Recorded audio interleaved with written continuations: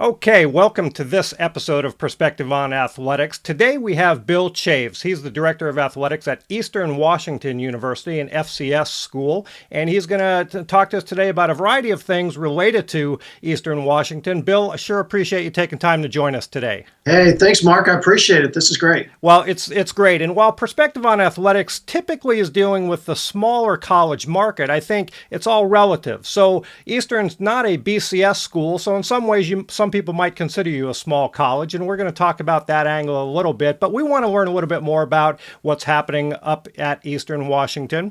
And before we do that, we want to give people a little bit more context about you and your background and where you've come from. So why don't you tell us briefly your career track and how you ended up at Eastern Washington?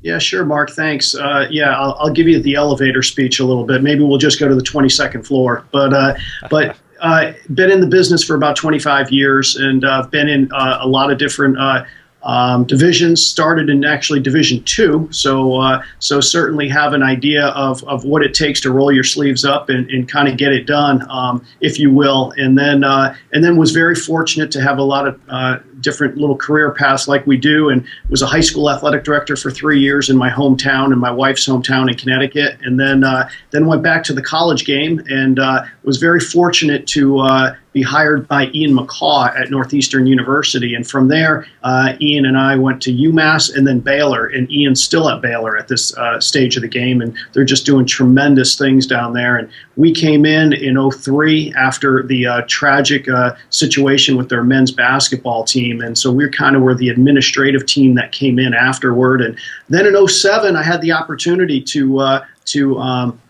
interview for the job here at Eastern Washington University, and was fortunate enough to get the job. And now I've just completed my 7th year and starting year number 8. Well, terrific. Well, you've certainly been around the world of athletics for a while and around the country, literally. So it's interesting. And today what we're going to talk about is kind of life in the FCS level. I mean, BCS is what is on TV almost all the time. It's what dominates the headlines, and it's what most people associate with college athletics. And not a lot of people understand necessarily the difference between FCS and the BCS level. Eastern is competing at the FCS level very successfully in a lot of sports. So, there's a lot to it. And I'm curious from your perspective, as you look at BCS and the FCS, the different subdivisions, how do you think about those two divisions and how they differ or how they're similar? Yeah, it's a good question, and I think you're right. Given where we're at right now, I think with NCAA Division I governance, that seems to be just proliferating the news in regards to lawsuits and a number of other things that are going on.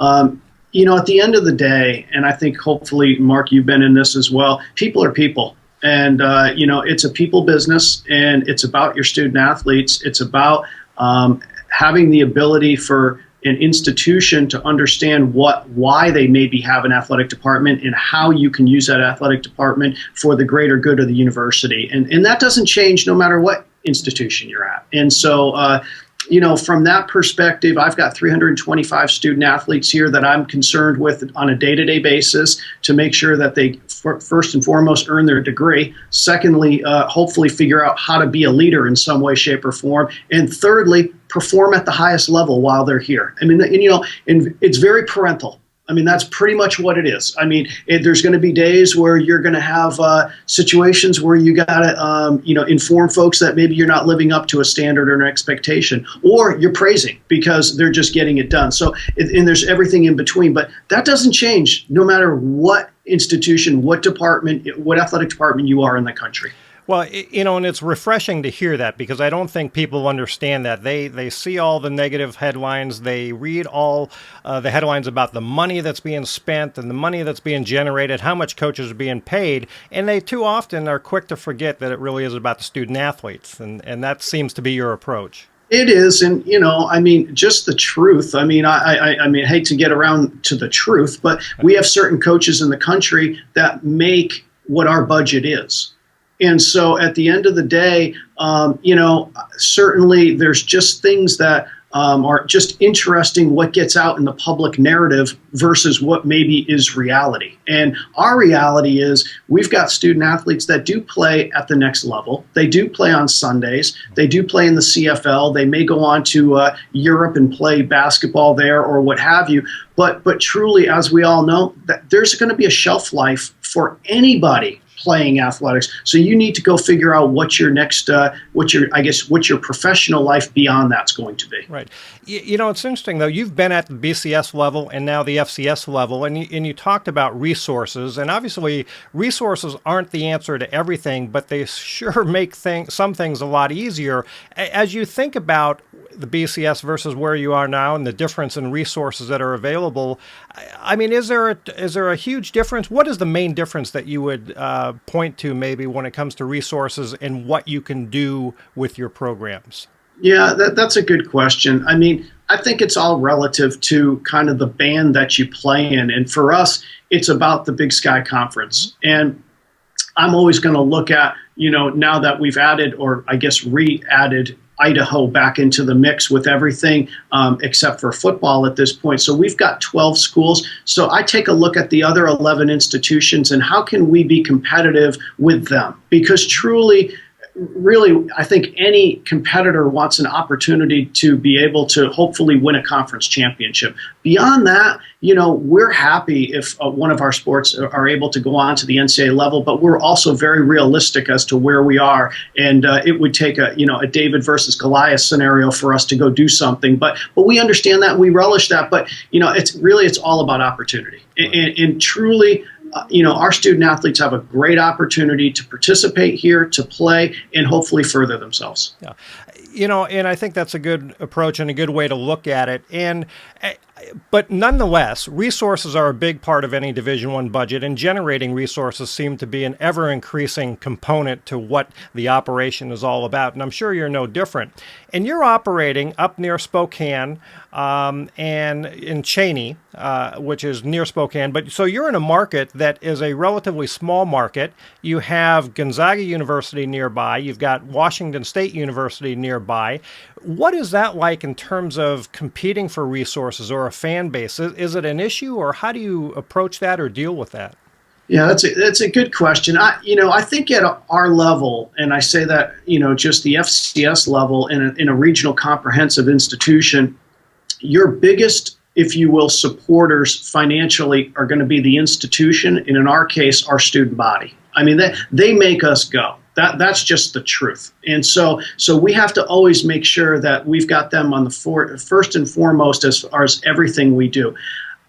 Other revenue generation opportunities for us obviously supplement things that we want to do. And the more we are, I guess, competitive and can attract people to our games, the better we have external opportunities. But at the end of it all, we have to make sure that we fully understand that the institution's the one that's really trying to drive the train. And really, it's from a marketing standpoint, Mark. I mean, people may not know Eastern Washington University other than say that we might have a red field. And you know what? But that gets you in the door. And then you can go explore other things at the university, which is kind of the reason why we exist. As far as GU or Washington State, we had the same thing at Baylor as well. I mean, we had Texas and Texas A&M. And, I guess I've always thought about it this way. You got to do the things you do, be as good as you can be, and then let the chips fall where they may. I have to understand what they're doing and what the landscape is, but I can't control what they're doing. Yeah. So talk about the red field for 1 minute. Again, that was certainly a conscious decision that was made, and you mentioned it in the context of marketing. Has that played out the way you anticipated, and was that purely the motivation behind going with the bright red field? Well, truly the motivation was, and if you've ever been up here at a football game prior to us having synthetic turf, it was basically a mosh pit in November. And truly what had happened was it really was about getting turf. That's really what it was about. Now, we were fortunate enough that Michael and Kat Ruse, who are both student athletes here, Kat played tennis and Michael is a left tackle for the Tennessee Titans. They loved the idea and thought process of being just unique. And so with that, we figured, you know what, Boise had done it 25 years ago. There'd been a pretty good gap in between. Now we've seen a few other schools do it since we laid that down back in 2010. But it's been tremendous for us. But truly, it was about just synthetic turf and having the opportunity, especially in inclement weather, to be able to practice on it. I mean, I'll go one step further. When we've made the playoffs, and my first year here in 2007, we were fortunate enough to make it. We actually had to go into Spokane to practice because we had to go use G Prep's turf field. And so we've made some runs here the last few years. And I'll tell you what, forget the color of the field. Part of it is because we can control our own schedule. And that is the truth. And so it has really helped our program in that sense. And then, of course, it's helped us get in the doors with some 18-year-olds that otherwise may not have known Eastern Washington. Sure, sure. Well, let's continue along the football track. Now, you've had quite a run of success lately, and I'm sure this coming year is no different, where you're going to be picked, if not to win the conference, be at the very top of the conference. But what do you point to as you look back at the success of football over the time that you've been there? Are there things that you can clearly identify that say, this is why Eastern football has been successful?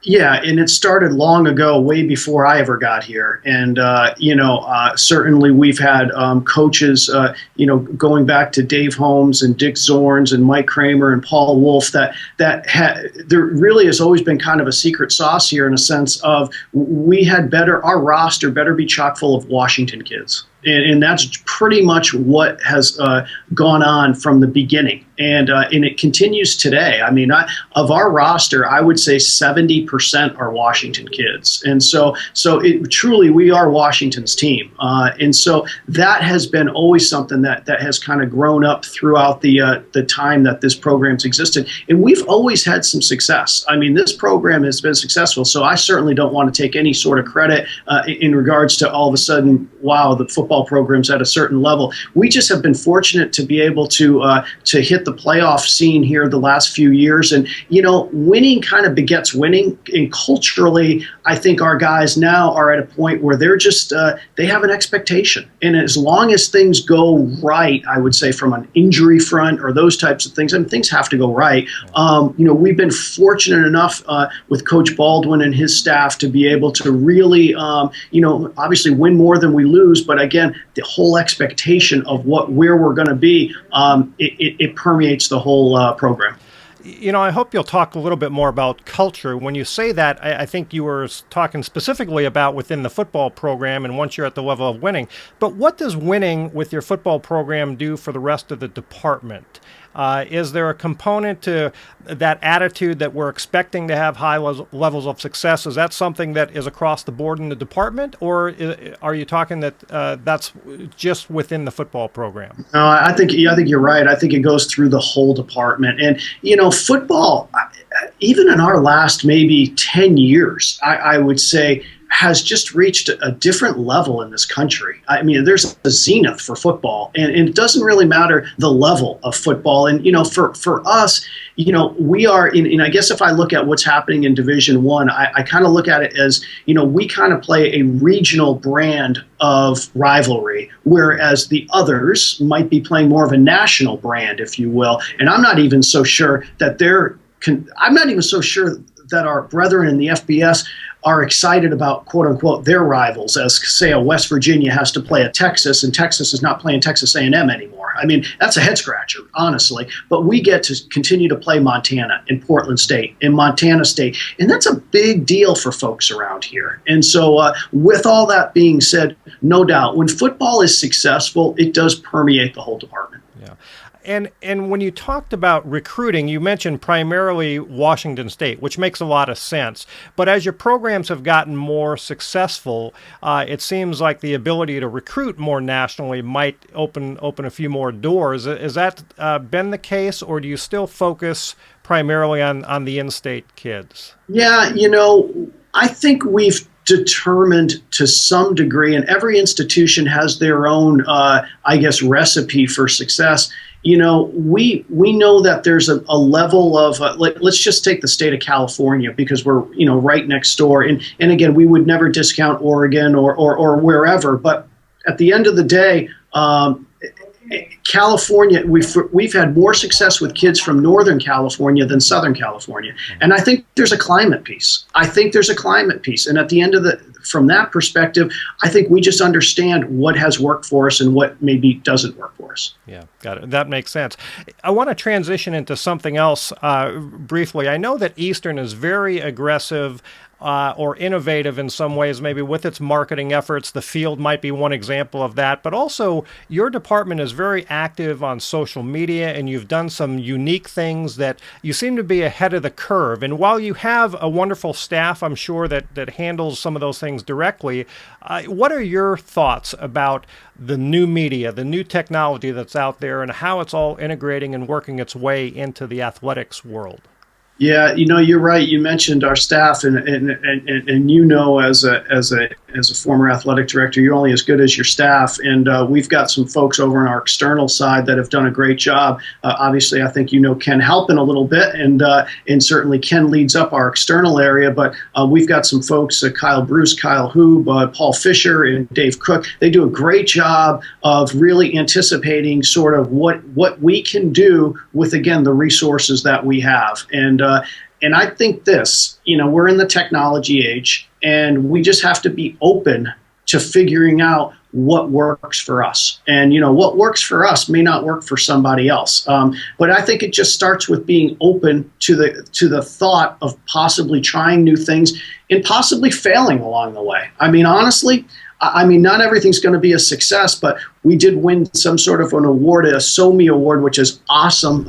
And Chris Syme and her group was able to help us, and it was for a Snapchat.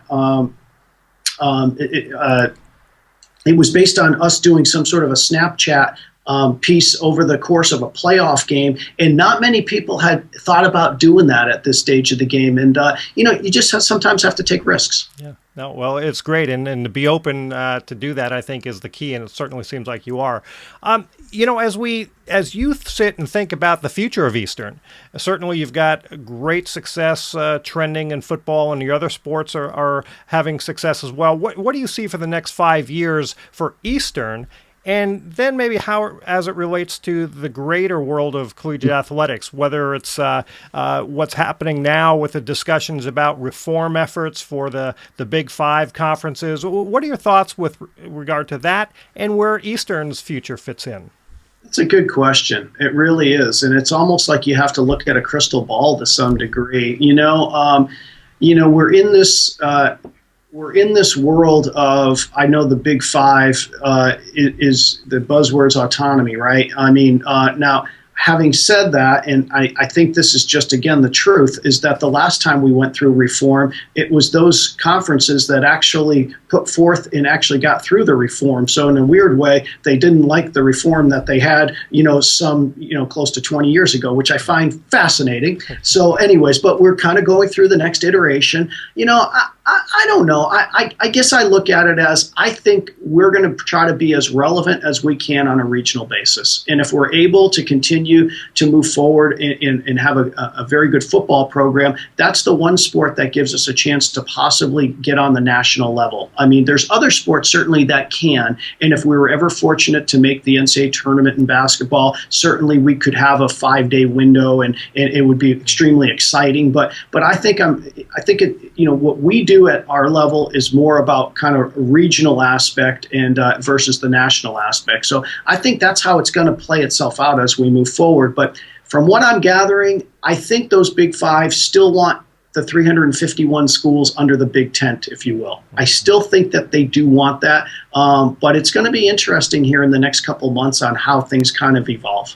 Well, it will be interesting to watch it play out, and it kind of leads me into my next topic I wanted to throw your way, which is leadership in general. There's questions about the leadership of the NCAA, questions about leadership of individual campuses as it relates to athletics, and there's no question, because everybody's talking about it, leadership is an important part of what's happening in collegiate athletics today. And as somebody sitting in the AD's chair for a while now, and as you see things happening around you and within your own program, I'm hoping you'll talk to us a little bit about leadership in general, what you think is important, what makes a good leader, what skills, traits, or habits, what do you think is important for leadership to be effective? And then specifically, as it relates to leading college athletics into the future. Yeah, that's obviously, that's a topic that, if you go into a Barnes and Noble or go into Amazon or what have you, certainly you can get a lot of different opinions on what leadership is. And, you can get a lot of different theories in regards to what that is. I think a couple different things. One, I think it's personal to each person how they handle leadership. And, the one thing I knew this, there's a lot of things I don't know. And I continue to not know. And I know I'm only better with people around me that can help me figure out what it is we need to be doing moving forward. I knew that when I was fortunate enough to get one of these 351 positions that are in the country, that even though I call Ian McCaw my mentor, if you will, I'm not going to be Ian McCaw when I'm here.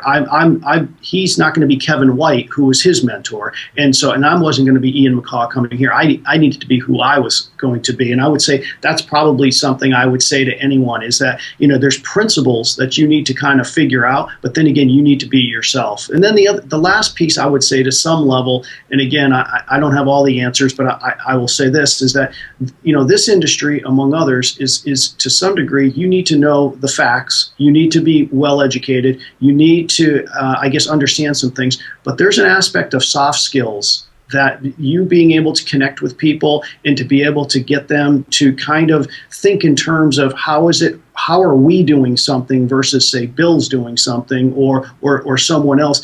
That is a trick, and that is something that not everyone sort of either has or maybe even thinks about. And I think that's an incredibly important part of leadership. So in your 7 years sitting in that chair at Eastern, how has your leadership evolved or changed? I think when you first get here, what I'll say is if you become, again, fortunate enough to become an athletic director at some point, or really a leader in any sort of way that kind of is running a department, I would say in that first 9 to 12 months, you're trying to find your voice. You're trying, I think you know what you want to say, but to say it and how you say it and doing it in a way that is, how should I say this, not offensive, but just matter of fact, and say it in the most cleanest, concise way possible takes time. And I will say, that's just experience. And then once you do kind of get to that point, you need to keep evolving yourself. And if I stopped at what I thought I knew in 2007 when I took the job, and here we are in 2014, I don't think I think my doors, the locks on my door would be changed out at this point.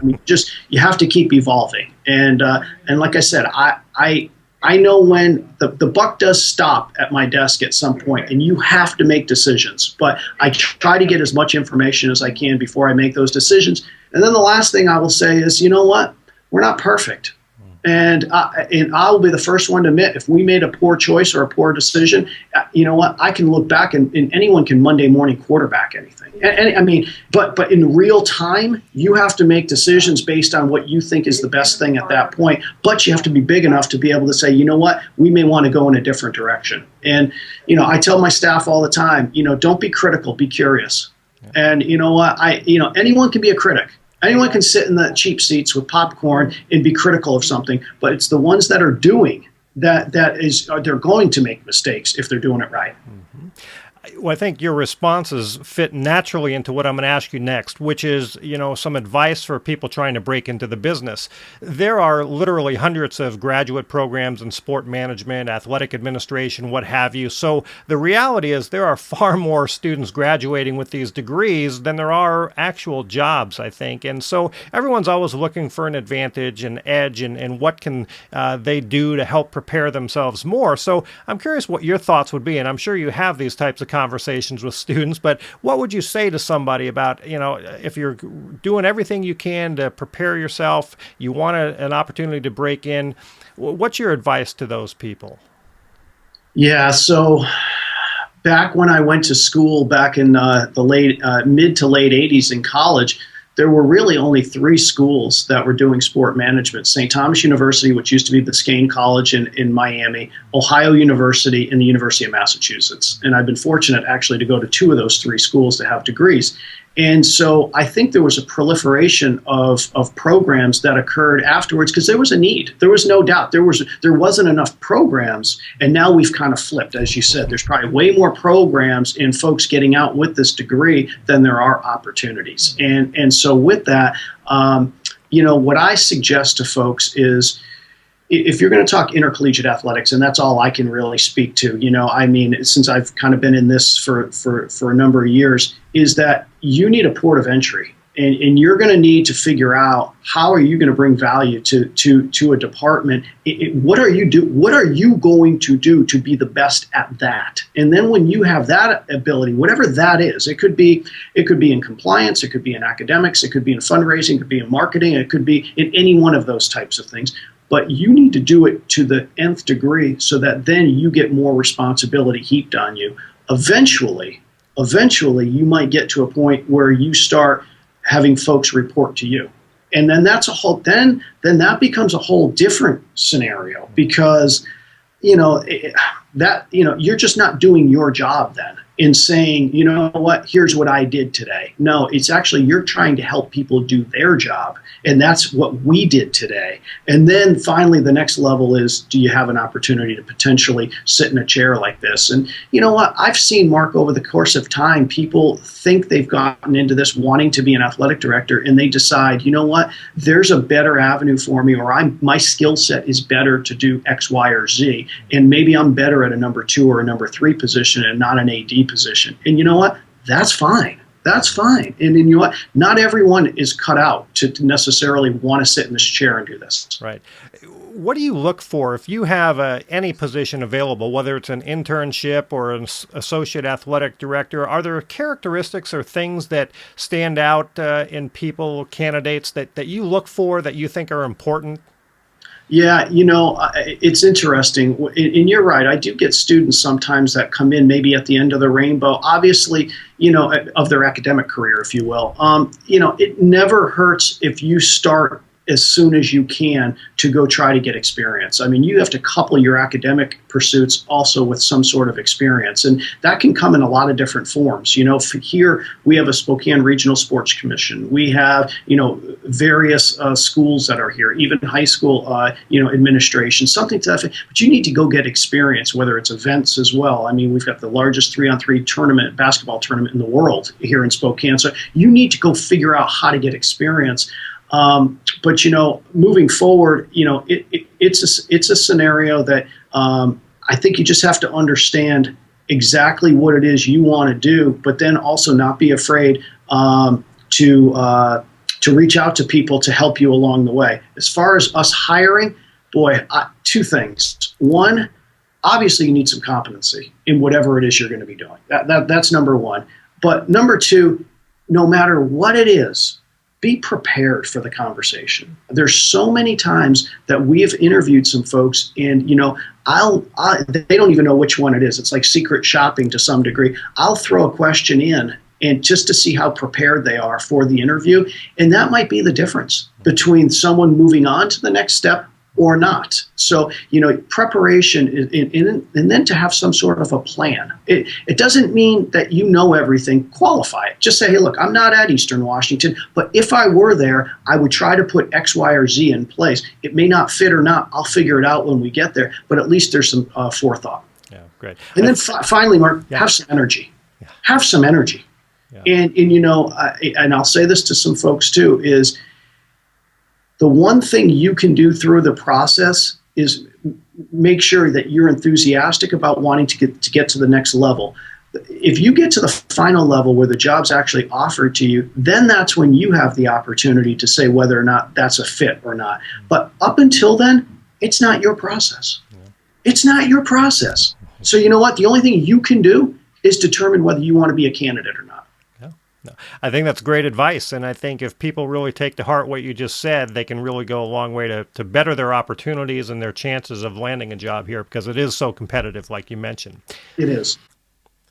Hey, Bill, this has been great. We are up against our time limit, unfortunately, but I hope you'll come back again and chat with us. But I want to thank you for taking time out of your busy schedule to join us on Perspective on Athletics. Hey, Mark, I really do appreciate it. That is great. And for all you Eagle fans that are going to be out there on August 23rd at 12:30 Pacific time, we're going to kick off the college football season against Sam Houston State. So love to see everyone watching us on the red turf. Thank you, Bill. I sure appreciate your time. This has been Perspective on Athletics. Thanks again.